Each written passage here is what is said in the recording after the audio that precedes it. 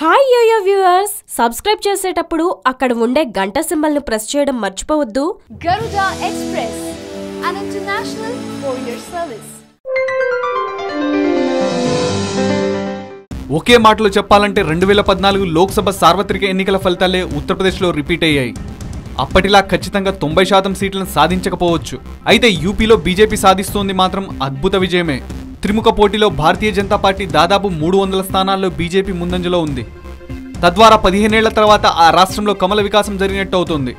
15 ఏళ్ల కిందట చేజారిన అధికారాన్ని కమలం పార్టీ ఇప్పుడు సాధించుకోగలిగింది. అప్పటి నుంచి ఎస్పీ బీఎస్పీల మధ్య చేతులు మారుతూ వచ్చిన అధికారం ఇప్పుడు మళ్లీ కమలానికి దక్కింది. 2002 మార్చి 8వ తేదీన యూపీలో అధికారం భారతీయ జనతా పార్టీ చేజారింది. 15 సంవత్సరాల తర్వాత ఖచ్చితంగా మార్చి నెలలోనే దాదాపు అదే తేదీల్లోనూ అక్కడ కాషాయం జెండా ఎగురుతోంది.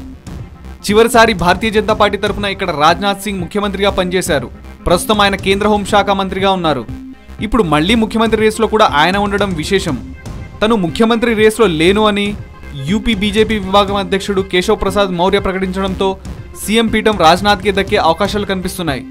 మరి ఇదే జరిగితే 15 ఏళ్ల విరామంతో యూపీ సీఎం పీఠాన్ని అధిష్ఠించిన రికార్డును రాజ్నాథ్ నెలకొల్పే అవకాశం ఉంటుంది.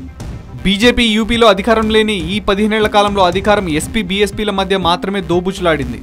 2002 రాజ్నాథ్ సింగ్ ఆధ్వర్యంలో బీజేపీ ప్రభుత్వం పతనానంతరం యూపీలో రాష్ట్రపతి పాలన వచ్చింది. 2 నెలల ప్రెసిడెంట్ రూల్ అనంతరం జరిగిన అసెంబ్లీ ఎన్నికల తర్వాత మాయావతి సీఎం అయ్యారు. అయితే ఏడాది కాలంలోనే ఆమె పదవిని కోల్పోయారు. ములాయం సింగ్ యాదవ్కు తర్వాతి అవకాశం దక్కింది. దాదాపు 4 ఏళ్ల పాటు ములాయం సింగ్ సీఎంగా కొనసాగారు. 2007లో జరిగిన అసెంబ్లీ ఎన్నికల్లో మాయావతి ఆధ్వర్యంలో బీఎస్పీ సంచలన విజయాన్ని నమోదు చేసి ప్రభుత్వాన్ని ఏర్పాటు చేసింది. 5 ఏళ్ల పాటు ఆమె పాలన తర్వాత జరిగిన ఎన్నికల్లో ఎస్పీ జయకేతనం ఎగరవేసింది.